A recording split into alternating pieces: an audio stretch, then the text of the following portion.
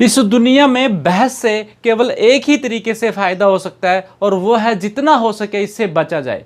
बहस से ऐसे बचना चाहिए जैसे आप किसी सांप और भूकंप से बचते हो। हाय दोस्तों, मैं संदीप आर्य स्वागत करता हूं आप सभी का आपके अपने यूट्यूब चैनल विनिंग हैबिट्स पर।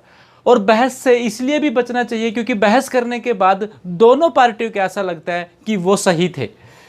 बहस से आप कभी भी जीत नहीं सकते। जब आप हारते हो तब तो आप हारते ही हो, लेकिन बहस में जब आप जीत जाते हो तब भी आप हार जाते हो, क्योंकि हो सकता है आप सामने वाले की हर एक बात को काट दो, उसकी धज्जियां उड़ा दो और उसको गलत साबित कर दो।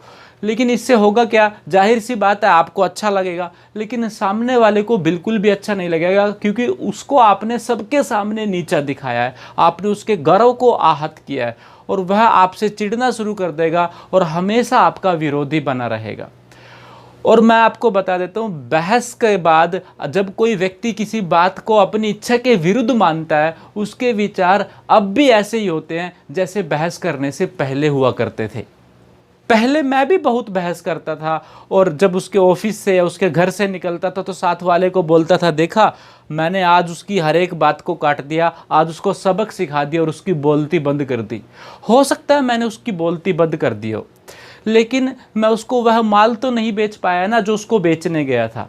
मैं उसके साथ वह बिजनेस डील नहीं कर पाया जो मैं करने गया था। मैं उससे वह काम नहीं करवा पाया जो उससे करवाने के लिए उसके पास मैं गया था। इसलिए अब मैंने वो बहस करना छोड़ दिया है। और जब मेरे को सामने वाला कोई बोलता है कि फलानी कंपनी का सामान सबसे अच्छा है, तो मैं उसकी बात से सहमत हो जाता हूँ कि जी सर, आप बिल्कुल सही बोल रहे हैं। अब वह मुझसे बहस नहीं कर सकता और पूरी दोपहरी मुझे यह नहीं बोल सकता कि फलानी कंपनी का प्रोडक्ट सर्वश्रेष्ठ है। क्यों? क्योंकि मैं उसकी बात से सहमत हो गया हूँ। और फिर मैं अपनी कंपनी के बारे में बात करते हुए आगे बढ़ता हूँ और उसे अपनी कंपनी की खासियत बताता हूँ। बिलीव यू मी, मैंने अपनी ज़िंदगी के कई साल बहस करने में ख़राब किए हैं। इसलिए आप भी अगर बहस करते हो तो जितना जल्दी हो सके इसको छोड़ दीजिए, क्योंकि नफ़रत नफ़रत से नहीं बल्कि प्यार से ख़त्म की जा सकती है, और गलतफहमी बहस से नहीं बल्कि समझदारी और सद्भावना से ख़त्म की जा सकती है। और जो व्यक्ति जीवन में अपनी क्षमताओं का अच्छे से दोहन करना जानता है, उसके पास व्यक्तिगत बहस करने के लिए वैसे भी समय नहीं होता। अपने गुस्से पर काबू करना सीखिए। और किसी भी व्यक्ति का आकार इस बात से नापा जाता है कि उसको किस बात पर गुस्सा आता है। अगर आपका ध्यान किसी ऐसे पहलू की ओर ले जाया जाता है जिसके बारे में आपने पहले कभी नहीं सोचा, तो धन्यवादी रहिए उन लोगों का जो आपका ध्यान उधर लेके गए जिसके बारे में आपने कभी सोचा ही नहीं। हो सकता है इससे आप कोई बड़ी गलती करने से बच जाओ और उसको गलती करने से पहले ही सुधार ले जाओ।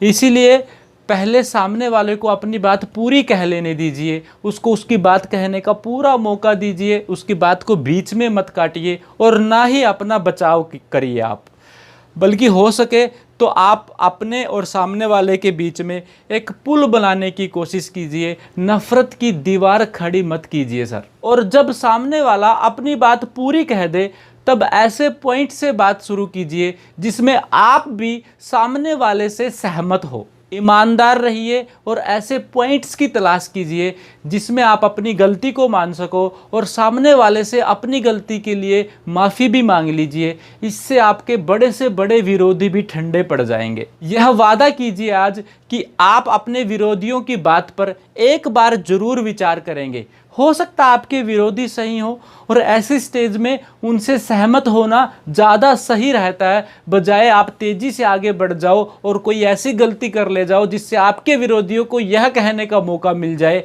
कि हमने तो आपको बहुत समझाया था लेकिन आपने हमारी एक भी नहीं सुनी। किसी भी समस्या में रुचि लेने के लिए अपने विरोधियों का दिल से धन्यवाद कीजिए, क्योंकि आपसे बहस करने में अगर कोई भी व्यक्ति समय देता है तो इसका मतलब उसका इंटरेस्ट भी उसी टॉपिक में है जो आपके इंटरेस्ट का टॉपिक है। इसीलिए उसको एक ऐसा इंसान समझे जो सच में आपकी मदद करना चाहता है। इससे आप अपने विरोधियों को भी अपना एक अच्छा दोस्त बना लेंगे। वीडियो अगर पसंद आई हो तो वीडियो को लाइक कीजिए, दोस्तों के साथ शेयर कीजिए और चैनल पे पहली बार आए तो चैनल को सब्सक्राइब करके बेल आइकन जरूर दबाएं ताकि इस तरीके की लेटेस्ट वीडियो सबसे पहले आपके पास पहुंचे। So wish you all the very best. Thank you so very much.